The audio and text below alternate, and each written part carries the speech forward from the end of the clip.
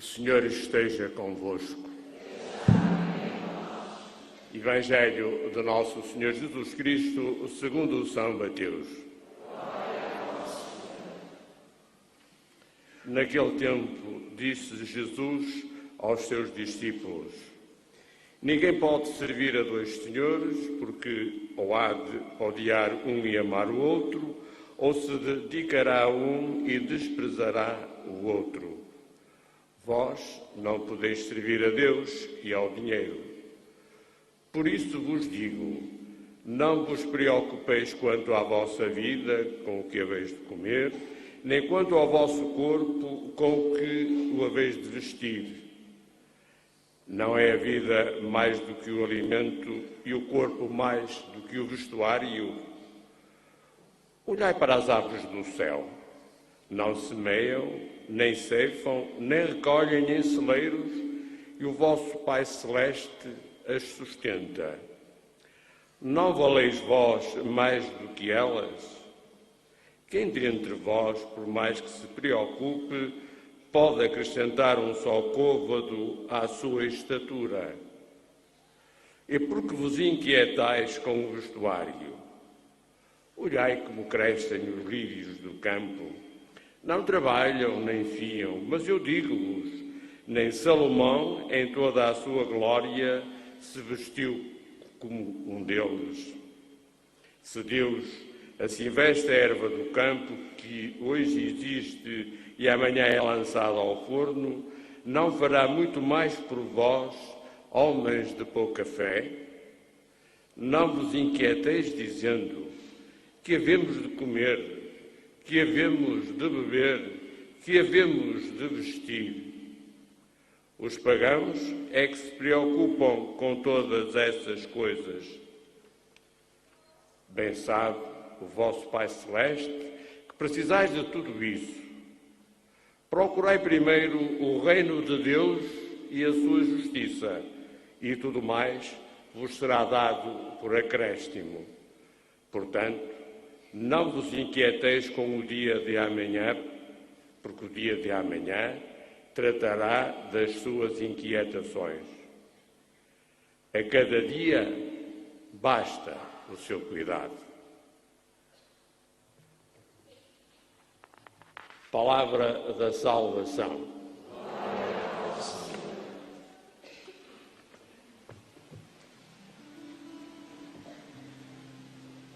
Aleluia, aleluia, aleluia,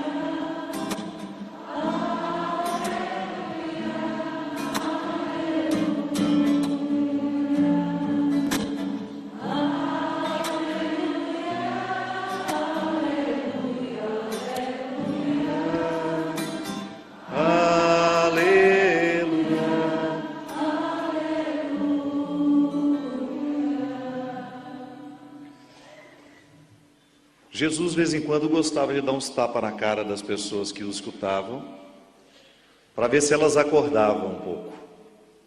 O evangelho de ontem, eu não sei se você participou, mas foi um tapa na cara, para acordar, porque às vezes a gente dorme mesmo, não no sentido de pegar no sono, a gente fica entorpecido, a gente deixa de perceber a vida. Quantas vezes você ficou entorpecido, perdeu a capacidade de compreender a vida e, perdendo a capacidade de compreender a vida, não soube distinguir o que realmente é importante, o que realmente é essencial e o que pode esperar. O evangelho de ontem, Jesus fazia uma distinção muito simples para que a gente pudesse ter condições de compreender o significado da vida espiritual e o significado da vida material. Ainda ontem falava com o grupo que me acompanhava, tivemos a graça de celebrar em Óbidos. Falava com o grupo que me acompanhava, fazia uma pergunta simples: o que é que te enriquece na vida? O que torna um ser humano rico? Aí é claro que você tem o direito de voltar às suas origens, as primeiras impressões que você teve da vida, o que você primeiro compreendeu como sendo riqueza?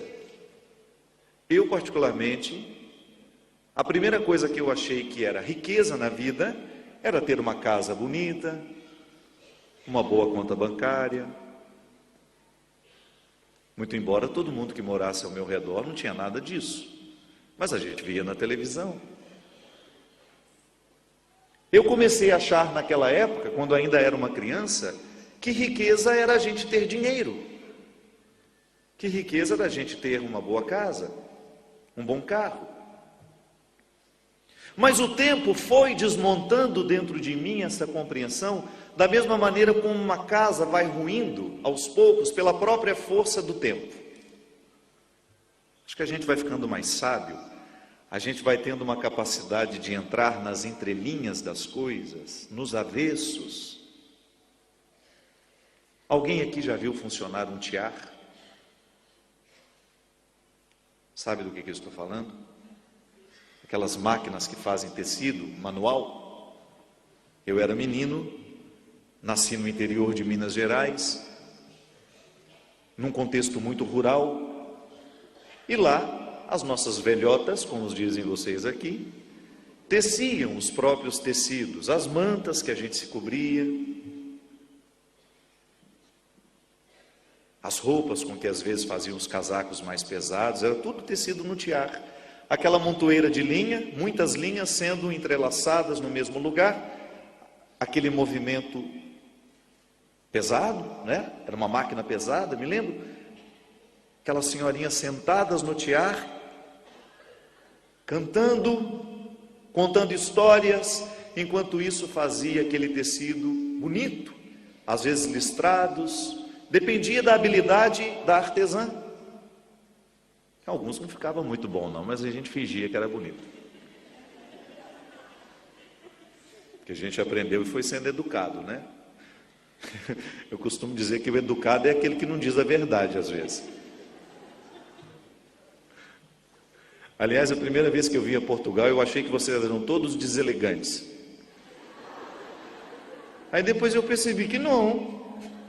É uma maneira de ser honesto e que a gente tem que aprender, porque nós às vezes mentimos demais para agradar. Você não faz muito esforço para isso. Vai funcionar.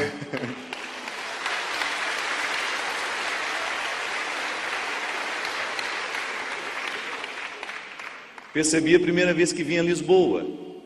Entrei no táxi e falei: o senhor sabe onde fica o endereço tal? Eu, não, é você que tem que ir, você que tem que saber. Se é você que quer ir, por que sou eu que tenho que saber? Tá certo ele. Eu deveria ter feito a pergunta diferente, né? Enfim. Aquele tecido que era feito tinha um lado direito muito bonito. Muito bonito. Aquele tecido que às vezes tinha bordados, listras, flores. Mas eu, olhando por baixo do tiar, que eu era muito menino e curioso, eu comecei a perceber que o avesso do tecido não era tão bonito quanto o lado direito. Hoje não, hoje os tecidos são todos nas máquinas. E às vezes, dependendo do caso, às vezes eu compro tecidos para fazer os meus paramentos, o lado avesso é tão mais bonito, porque ele brilha menos, que eu prefiro fazer do lado avesso. Mas naquela época não. Era o lugar dos nós, das coisas que a gente não enxergava e que não ficava bonito não. Mas como a gente fazia as roupas e usava pelo lado direito, que ninguém era louco de fazer pelo lado avesso e sair pelas ruas, a gente começava a deixar de perceber que na vida existem avessos que são importantíssimos de serem conhecidos. E foi assim que eu descobri que a riqueza, o que de fato faz um homem e uma mulher serem ricos, não é aquilo que a gente vê. Isso nos engana. O que de fato enriquece uma pessoa segue a mesma regra dos tecidos feitos naquele tiar no interior de Minas Gerais. O que nos enriquece são os avessos. porque só um avesso bem amarrado, bem costurado, faz um tecido ser forte.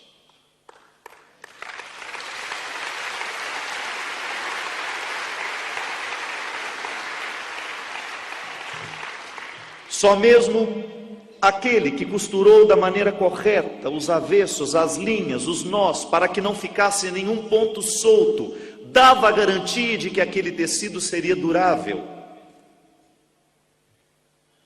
Minha gente, pode parecer estranho essa comparação, estranha, mas nós somos do mesmo jeito. Nós somos do mesmo jeito. O que nos dá condições de compreender esse Evangelho hoje, essa riqueza que Jesus fala, que nos chega pela graça, que basta a gente observar os lírios do campo, ou os pássaros que não semeiam e nem colhem. Eles não plantam, eles não têm o trabalho, porque eles vivem da providência divina, eles são seres livres. Só pode compreender a singeleza dessa mensagem, porque aqui Jesus não está retirando de nós a obrigação de trabalhar e ganhar o nosso dinheiro para o nosso sustento, não é disso que ele está falando, mas ele está nos convidando a trabalhar, ganhar o nosso dinheiro, a dar dignidade ao nosso lar, aos nossos filhos, a nós, mas que a gente nunca se esqueça que o que de fato vai costurar a gente, para que a gente tenha condições de dar conta dessa vida, não é o que a gente conseguir materialmente. Não é o que o outro enxerga de nós, que de fato pode dar sentido à nossa vida. Eu sempre digo isso. Nós temos uma vida pública. Eu sou um padre público no Brasil. Estou na televisão toda hora, apareço em programas de televisão, faço um trabalho com a música. Mas quem é o padre Fábio de Mello? Tantas vezes tenho a oportunidade de estar diante de multidões, de ser aplaudido por essa multidão. E uma vez, uma repórter de uma revista para a qual estava dando uma entrevista, me fez uma pergunta que mexeu muito comigo. Ela me perguntou assim: Padre Fábio, o que é ser um padre de sucesso? Como é ser um padre de sucesso? E naquela hora, eu me silenciei e fiquei pensando o que eu iria responder àquela mulher. E naquele momento, parece que me veio uma luz superior, parece não, me veio uma compreensão superior, como se Deus estivesse soprando no meu ouvido uma resposta que não seria para aquela mulher, porque às vezes nós somos interrogados e quando nós damos uma resposta, a resposta que estamos dando não é para o outro, é para nós mesmos. As respostas que mais precisamos dar na vida não são para satisfazer a curiosidade do outro, são para amarrar o sentido da nossa vida. Às vezes, quando eu respondo alguma coisa que o outro me pergunta, eu estou formatando as minhas convicções e não saciando a curiosidade do outro. E foi o que aconteceu comigo naquele momento. Imediatamente pensei o significado da palavra sucesso para ela e identifiquei que na cabeça dela sucesso era notoriedade por um trabalho diferente que se faz, por ter uma vida pública, por ser um homem conhecido, e imediatamente processei aquela resposta, aquele conceito que ela tinha de sucesso e trouxe para o Evangelho, para os homens e mulheres de sucesso do Evangelho. E eu só disse a ela uma coisa: minha filha, o único sucesso que de fato nos realiza, que nos torna felizes, não é o aplauso que o outro nos oferece, porque tudo isso é ilusório. Hoje eu posso estar num determinado lugar de destaque e amanhã ser jogado fora, porque é assim que funcionam as mídias. É assim que funcionam os meios de comunicação social. Eles elegem uma pessoa hoje, fazem de tudo para aquela pessoa estar sempre em evidência, e de repente eles se cansam dela, porque precisa renovar, joga uma outra. E foi então que eu disse a ela a resposta que eu deveria dar a mim mesmo. O único sucesso que de fato nos realiza é a gente, ao final de um dia de trabalho, deitar a cabeça no travesseiro e dormir feliz, sabendo que amamos o que deveríamos ter amado, que perdoamos o que deveríamos ter perdoado, que fizemos o que deveríamos ter feito.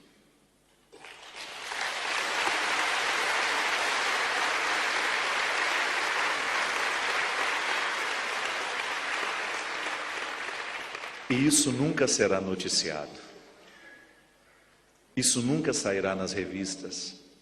A televisão não alcança, sabe por quê? É o avesso do seu tecido. É o avesso que te sustenta. É o avesso dessa construção que só você sabe que existe, porque é Deus que faz em você. E Paulo, aqui nessa primeira leitura, usa uma das expressões mais pesadas de todos os seus escritos, porque é uma confissão, é uma espécie de nudez. Este homem fica nu diante desta comunidade ao dizer: para que o meu espírito não se enchesse de vaidade, aqui ele usa a palavra glória, foi-me dado um anjo de Satanás, um espinho na carne, que geme, grita dentro de mim, dia e noite, me lembrando que eu sou fraco, que se eu não administro essa minha fraqueza, ela vai prevalecer sobre tudo o que eu sou. Se eu não administro aquilo que em mim é precário, Deus não terá a oportunidade de fazer a sua obra em mim. E o meu tombo será de acordo com a altura que eu cheguei. O cristianismo, minha gente, não é a vida pública que expressamos. O cristianismo que Deus espera de nós não é a publicidade que fazemos do Evangelho. Isso até os descrentes fazem, e fazem por dinheiro. Até aqueles que não acreditam em Deus, fingem que acreditam, fundam as suas igrejas, exploram o povo, constroem as suas riquezas, tudo em nome de um Evangelho que nunca acreditaram. Não há mérito nenhum em abrir portas de igrejas, construir grandes santuários como esse, encher as pessoas aqui, de pessoas este lugar, se nós não estivermos com o coração tocado pelo Evangelho, se não estivermos acreditando em tudo o que dizemos aqui, e se não estivermos buscando nos nossos bastidores a luta contra este espinho que nos envergonha. Digo por mim, eu sei as fraquezas que carrego comigo. Ainda agora visitei uma pouco ficando nervoso. Eu sei como eu sou frágil e como eu preciso cuidar para que este Evangelho que eu tanto creio não vá por água abaixo toda vez que aquilo que eu tenho de mais mesquinho grita forte dentro de mim. Não se iluda. A vida cristã que te salvará não é essa que pode ser contabilizada: quantas missas você foi, quantas comunhões você recebeu, quantas confissões você fez ao longo da sua vida. Isso é público, isso é matemático. O que te salva é o tanto que esse altar transformou o seu coração e o seu jeito de ser na sua casa, no seu ambiente de trabalho, com as pessoas com quem você convive.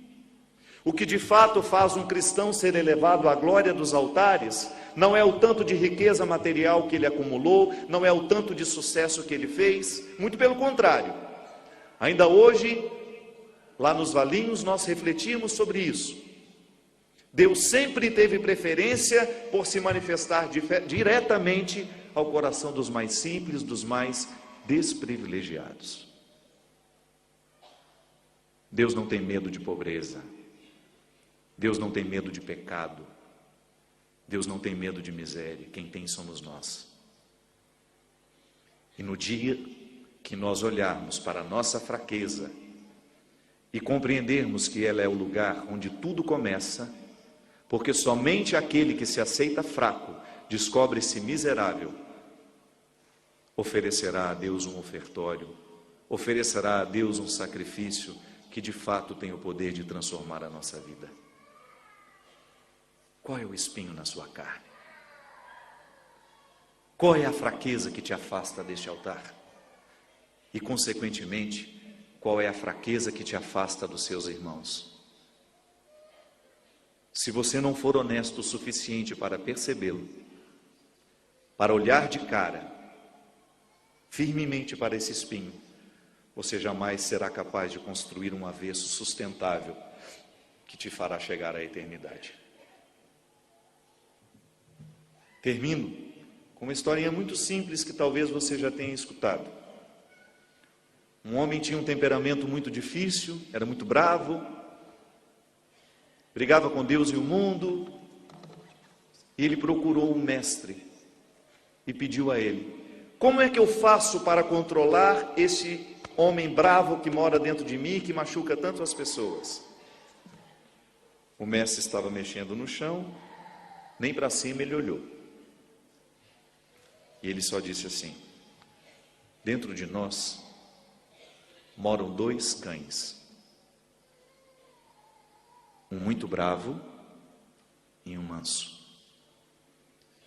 E o homem perguntou: e qual deles há de sobreviver? Aquele que você mais alimentar. Aí nós voltamos à liturgia de ontem. Se nós optarmos por alimentar a nossa vida material, somente a nossa vida material, nós jamais descobriremos a graça de sermos de verdade. Seremos para fora, seremos sucesso para o outro.